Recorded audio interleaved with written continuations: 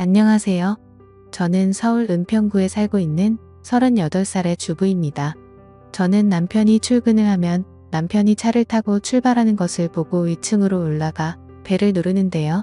벨을 누르면 문을 열고 나오는 분이 바로 제 시아버지세요.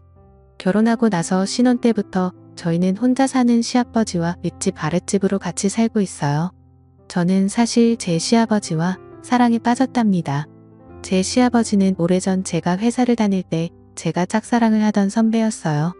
키도 훤칠하게 크고 워낙 성격이 좋아서 회사에서도 여직원들 사이에서 인기가 많았어요.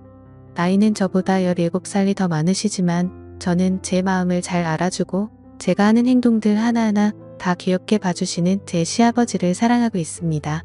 제가 문을 열고 집에 들어가 아버지가 드실 밥을 해드리면 아버지는 반찬을 만들고 있는 저에게 다가와 사랑한다고 말하며 살짝 입맞춤을 해주시는데요. 제가 정말 사랑하는 사람이 뽀뽀를 해주고 그럴 때면 사실 얼굴이 붉어질 정도로 기분이 너무 좋아서 반찬도 필요 이상으로 많이 하게 돼요. 뭔가 제가 예전부터 좋아했던 남자가 저에게 애정 표현을 해주는 것은 결혼한 남편이 저에게 해주는 애정 표현과는 조금 다른 것 같아요. 남편이 아침을 안 먹고 나가면 저는 그 반찬들을 통해 다마 시아버지네 집으로 가져가 같이 먹고 커피도 한잔하면서 둘만의 시간을 보내곤 해요. 남편은 저와 시아버지가 이렇게 지내는지는 모르고 있었어요. 시아버지가 제 직장 선배인 것도 모르고 저와 시아버지가 서로 사랑하는 사이라는 것도 전혀 모르고 있어요. 그래서 들키지 않게 조심해야 하는데 그게 너무 마음처럼 잘 되지는 않네요. 가끔 시아버지가 남편이 집에 있을 때 오셔서 같이 과일을 먹거나 차를 마시게 되면 혹시나 남편이 눈치를 챌까봐 두려웠어요. 남편의 집에 도착하는 시간은 항상 7시 반이어서 그때까지는 저와 아버지는 항상 붙어 있을 수 있었어요. 같이 영화도 보고 책도 읽고 차도 마시면서 즐거운 시간을 보내기도 하는데요. 가끔 시아버지는 저에게 입맞춤을 한다던가 그러면 얼굴을 붉히면서 시아버지의 가슴팍에 얼굴을 묻으며 손으로 탁하고 나무라기도 합니다. 보통의 시아버지와 며느리는 아주 어려운 관계라고 하던데 저희는 그 정반대에 해당이 되는 관계였어요. 사실 남편을 처음 만난 거는 공연장이었어요. 제가 좋아하는 가수의 공연장에 갔는데 거기서 남편을 만나 1년 반의 연애를 하고 결혼을 했는데 그 사람의 시아버지가 제가 사랑하던 선배였다는 것을 알고 정말 충격에 빠지지 않을 수 없었어요. 처음에는 이런 말도 안 되는 일이다 라고 생각을 하고 그냥 시아버지로 생각을 해야지 했어요. 그런데 마음은 그게 안 되더라고요. 자꾸 남편이 출근을 하면 그 사이에 시아버지에게 가서 있고 싶었어요. 시아버지도 처음에 제가 며느리로 찾아왔을 때 정말 이건 있을 수 없는 일이라고 들킬까봐 조마조마했대요. 그런데 이렇게 아들이 출근을 하고 나서 아무도 없을 때 둘이 있게 되니 너무 좋아서 아무 생각도 안 난다고 해요. 정말 한 쌍의 연인처럼 그리고 남편보다 더 부부같이 생활을 해서 정말 시아버지가 제 남편이었으면 좋겠다고 생각을 할 때가 많아요.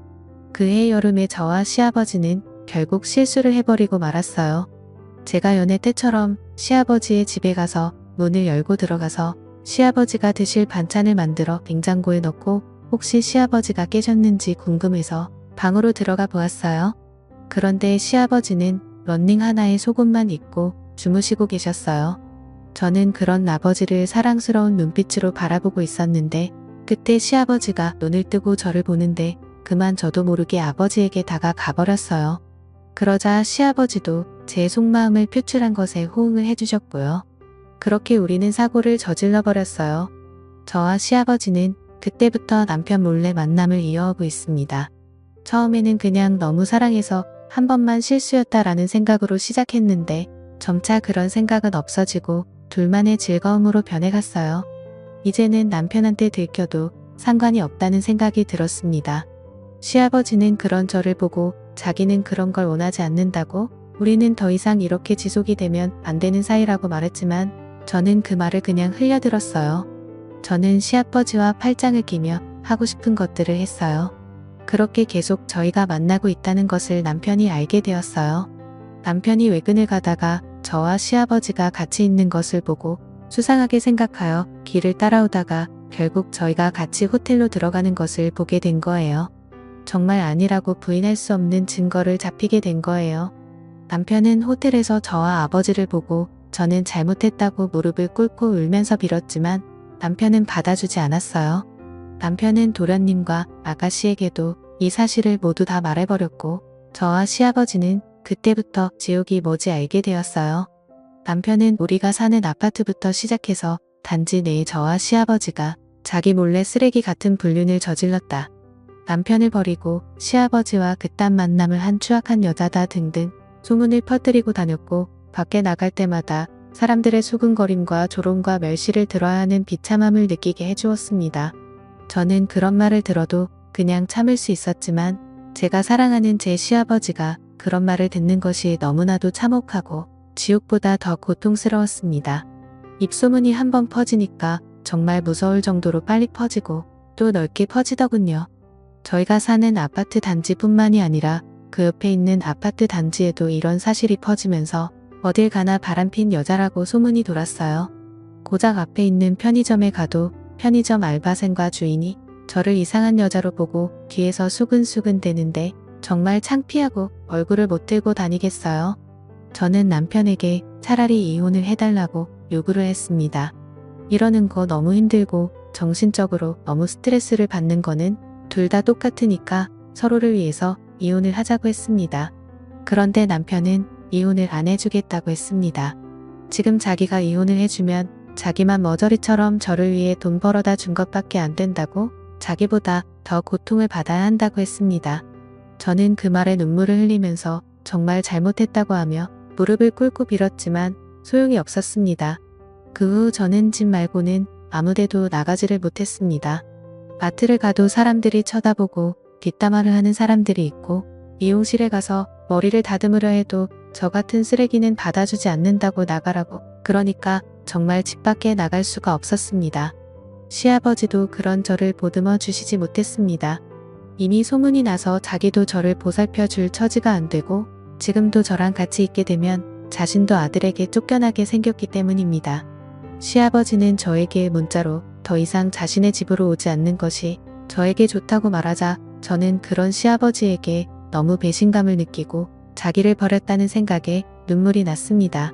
집에서 혼자 소파에 앉아 하루 종일 울다가 지쳐 잠들었다가 남편이 집에 들어오는 소리있겠지만 경멸스럽다는 눈빛의 남편을 보고는 저도 아무 말 못하고 그의 내몰찬 행동을 받아줄 수밖에 없었습니다. 특히 제 핸드폰으로 아가씨와 도련님이 전화를 해서 어떻게 자신의 형이자 오빠를 버리고 그것도 자기 아버지랑 그렇고 그런 짓을 할 수가 있냐고 미친 거냐고 그러는데 정말 죽어버리고 싶었어요. 아가씨는 제가 처음에 시집 올 때부터 이런 여자라는 사실을 알고 있었다는 등 언젠가는 이런 일이 일어날 줄 알았는데 그게 자기 아버지와 일어날 줄은 정말 꿈에도 생각 못했다고 하면서 저에게 말씀을 하셨어요. 저는 아무 말 못하고 그저 듣기만 하고 잘못했다고 말밖에 할 수 없었습니다. 남편이 시아버지에게 소리를 지르며 엄마한테 부끄럽지도 않냐고 하는데 시아버지도 아들에게 자기가 벌써 마누라를 보낸 지 11년이 되었다고 하면서 자신도 외로웠고 오래전에 같은 회사를 다녔던 제가 좋아져서 잠깐 실수를 했다고 그렇게 싸우는데 저는 거실에서 둘의 싸움을 지켜볼 수밖에 없었습니다. 제가 지금 둘 사이에 끼어서 어느 쪽도 편을 들 수 없었고 오히려 더 안 좋게 될 수도 있었기 때문입니다. 저는 이러한 상황을 더 이상 지켜볼 수가 없어서 이곳을 떠나기로 했습니다. 남편은 이혼을 안 해주고 제가 바람핀 대가를 치르게 해주겠다고 했으나 저는 결국 그 대가를 다 받지 못하고 저 혼자 살겠다고 새벽에 남편이 자고 있는 사이에 집을 나와 예전에 친구와 살았던 곳이 혼으로 들어갔습니다. 남편이 전화가 왔지만 받지 않자 문자로 저 혼자 살겠다고 그렇게 나갔다고 나중에 후회하지 말라고 하는데 그 말이 현실이 되더군요. 남편은 저에게 이혼 소송을 했지만 제가 참석하지 않았고 그래서 남편의 증거 자료에 의해 제가 남편에게 위자료를 주게 되었고 제가 그 위자료를 주지 않자 신용불량자로 등록을 해 어떤 신용카드도 못 쓰게 되었어요. 그래서 통장이 있어도 돈을 빼서 쓸 수도 없고 오직 현금으로만 생활을 해야 하는 지경이 된 거예요. 직장도 다니지 못하고 아무 일도 못하니까 돈도 못 벌고 먹을 것도 못 먹는 상황이 되니 제가 저지른 잘못이 얼마나 큰 잘못인지 알게 되더군요. 이 글을 읽으시는 분들은 저처럼 바람을 피지 마세요. 한번 잘못된 선택을 하는 순간 그 뒤부터 정말 힘들어집니다. 그러니까 사랑해서 결혼을 한 배우자와 평생을 같이 하시고 다른 그 어떤 이성에게도 마음을 주지 마세요. 오늘의 사연은 여기까지입니다. 오늘의 사연을 듣고 여러분들은 어떤 생각들을 하셨나요? 여러분들의 생각들을 자유롭게 댓글로 공유해 주시면 감사하겠습니다. 저는 더 재미있는 썰 이야기로 돌아올 것을 약속드리며 오늘 영상은 여기서 마무리하도록 하겠습니다. 오늘 영상도 시청해 주셔서 대단히 감사합니다.